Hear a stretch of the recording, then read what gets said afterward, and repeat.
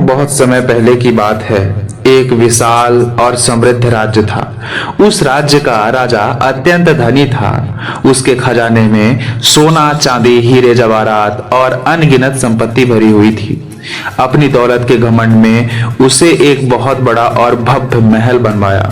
वह महल इतना विशाल था कि उसके अंदर कई गुप्त रास्ते और भूल भुलैया जैसी संरचनाएं बनाई गई थी। राजा का उद्देश्य था कि यदि कभी युद्ध में दुश्मन भारी पड़ जाए तो वह उन गुप्त रास्तों से निकलकर छिप सके या सुरक्षित स्थान पर पहुंच सके। राजा ने अपने राज्य की सुरक्षा के लिए एक बहुत बड़ी सेना तैयार कर रखी थी। सैनिकों को अलग अलग प्रकार से आधुनिक हथियार दिए गए थे।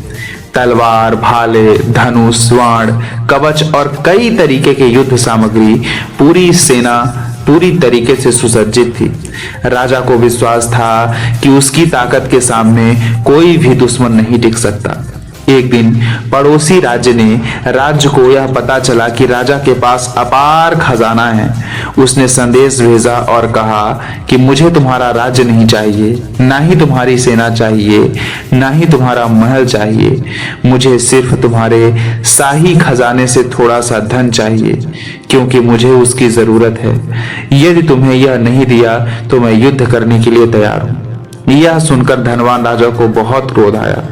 उसने साफ शब्दों में मना कर दिया और युद्ध की तैयारी का आदेश दे दिया। उसके सैनिक भारी संख्या में थे और हथियार भी बहुत थे, इसलिए वह आत्मविश्वास से भरा हुआ था। दूसरी ओर दुश्मन राजा के पास सैनिक कम थे, सीमित हथियार थे। युद्ध शुरू हुआ। आश्चर्य की बात यह है कि कम सेना और कम संसाधन होने के बावजूद दुश्मन राजा जीत गया और वह शक्तिशाली राजा हार गया। जैसा तय हुआ था, विजेता राजा ने केवल थोड़ा सा खजाना लिया और वापस चला गया। लेकिन कहानी यहीं खत्म नहीं हुई। कुछ समय बाद इस राजा को फिर युद्ध करना पड़ा और वह फिर हार गया। ऐसा कई बार हुआ। उसके पास सब कुछ था, बड़ी सेना थी, मजबूत हथियार थे, विशाल महल था, फिर भी वह हर बार हार रहा था। वह समझ नहीं पा रहा था कि आखिर कमी कहाँ आ रही है। जैसे जैसे हमारी जिंदगी में होता है, हमारे पास साधन होते हैं, अवसर होते हैं, फिर भी हम बार बार असफल हो जाते हैं। कारण समझ में नहीं आता। एक दिन राजा ने गहराई से विचार किया और उसे अपनी गलती समझ में आई। उसने तय किया कि अब वह अपनी रणनीति बदलेगा। उसके राज्य के पास एक बड़ी नदी बहती थी। उसने नदी के दूसरी ओर युद्ध मैदान बनवाया और उस वक्त पहुंचने के लिए एक बड़ा पुल बनवाया। जब अगला युद्ध आया तो राजा ने अपने सैनिकों को कहा, आज तुम सिर्फ एक घोड़ा, एक तलवार और एक कवच लेकर युद्ध करोगे। बाकी हथियार उसने हटा दिए। सेना पुल पार करके नदी के पार पहुंची। तभी राजा ने पीछे मुड़कर आदेश दिया और पुल को आग लगा दी। सैनिक चौंक गए। फिर उन्होंने कहा, महाराज, आपने यह क्या किया? अब तो लौटने का कोई रास्ता नहीं बचा। राजा ने दृढ़ आवाज में कहा, अब हमारे पास दो ही रास्ते हैं। आगे दुश्मन है, पीछे नदी।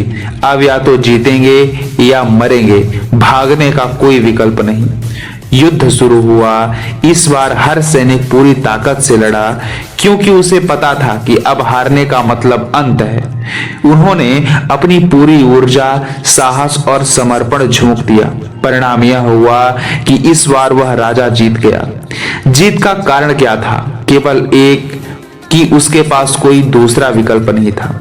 जिंदगी में यही सच है कि जब हमारे पास बहुत सारे विकल्प होते हैं तो हम पूरी ताकत से किसी एक लक्ष्य पर ध्यान नहीं देते और हम सब कुछ खो देते हैं। यह सोच हमें कमजोर बनाती है।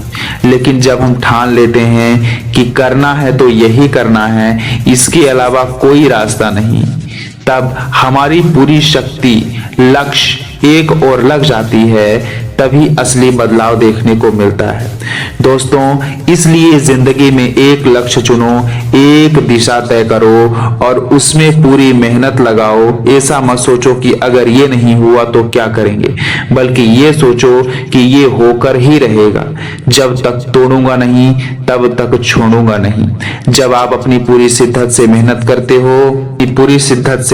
करते हो तो उससे आपका लिया हुआ फैसला कृतज्ञ होता है और आप लगातार आगे बढ़ते हो। ऐसा करने से आपको एक दिन सफलता जरूर मिलती है।